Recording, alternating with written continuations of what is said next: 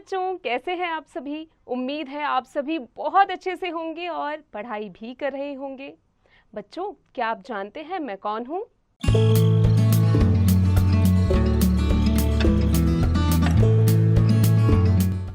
Right, मैं हूँ मनीषा, आपकी अध्यापिका। तो बच्चों, आज हम अपनी कक्षा में पढ़ेंगे एक कविता के बारे में और हमारे कविता का शीर्षक है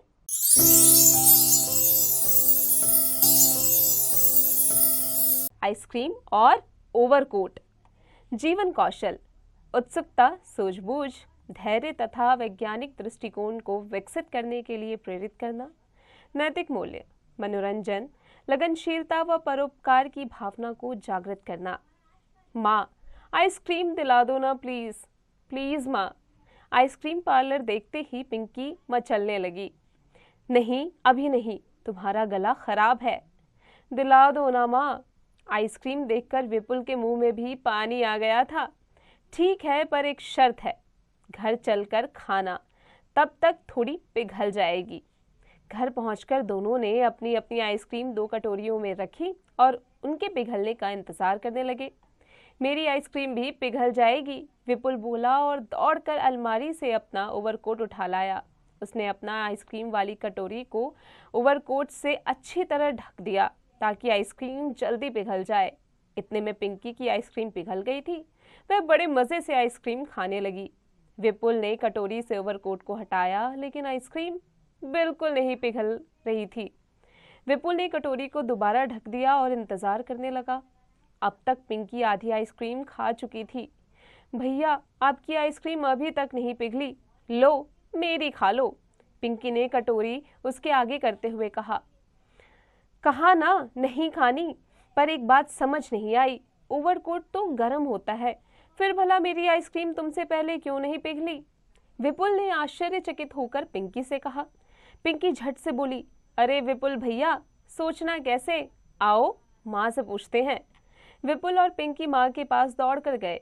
विपुल बोला, माँ, ओवरकोट तो गर्म होता है ना, फिर ओवरकोट से ढकने से मेरी आइसक्रीम क्यों नहीं पिघली?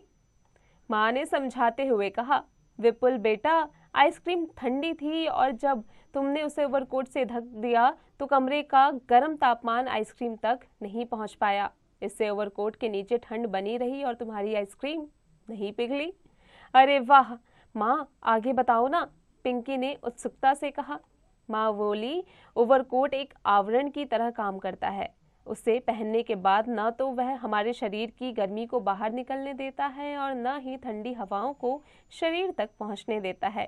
यही कारण है कि ओवरकोट पहनने से ठंड नहीं लगती। आइसक्रीम को ओवरकोट से ढककर तुमने गलती की है, इसलिए ओवरकोट से ढकी आइसक्रीम की अपेक्षा खुली कटोरी की आइसक्रीम जल्दी पिघलती है। माँ, बर्फ बेचने वाले उसकी सिल्लियों को टाट से ढक देते हैं। टाट से ढककर वह पर वही होता है ना जो मेरी आइसक्रीम के साथ हुआ? विपुल ने प्रश्न पूछा। हाँ बेटा, टाट से ढकने के कारण बाहरी तापमान का बर्फ पर कोई प्रभाव नहीं पड़ता और टाट के भीतर ढकी बर्फ ठंडी रहती है। पर हाँ, एक समय बाद जरूर पिघलने लगेगी, क्योंकि धीरे धीरे गर्मी टाट को पार कर अंत में बर्फ तक पहुंच जाएगी। आइसक्रीम को ओवरकोट से तुम तब ढको जब थोड़ा ठहर कर उसे खाने का मन हो, माँ ने कहा।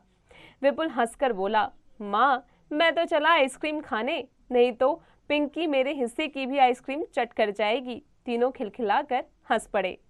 तो देखा बच्चों आपने, हम ये सोचते हैं कि सर्दियों में कपड़े गर्म होते हैं इसलिए हमें गर्मी पहुंचती है, बल्कि ऐसा नहीं होता।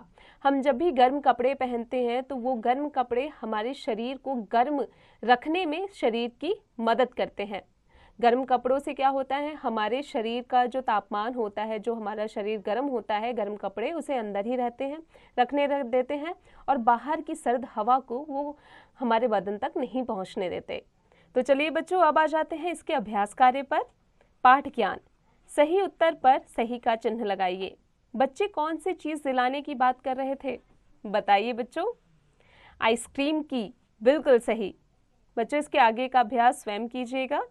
निम्नलिखित प्रश्नों के उत्तर लिखिए।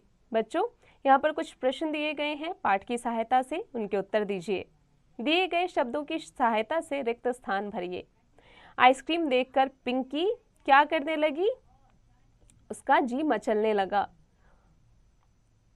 बच्चों, इसके आगे का अभ्यास स्वयं कीजिएगा। शब्द ज्ञान, समानार्थी शब्द चुनकर लिखिए। मुंह, मुख। बच्चों, इसके आगे का अभ्यास स्वयं कीजिएगा। उल्टे अर्थ वाले शब्द लिखिए। पिघलना यानी इसका उल्टा होगा जमना। ठंडा, गरम। इसके आगे का अभ्यास स्वयं कीजिएगा। पढ़िए, समझिए और लिखिए।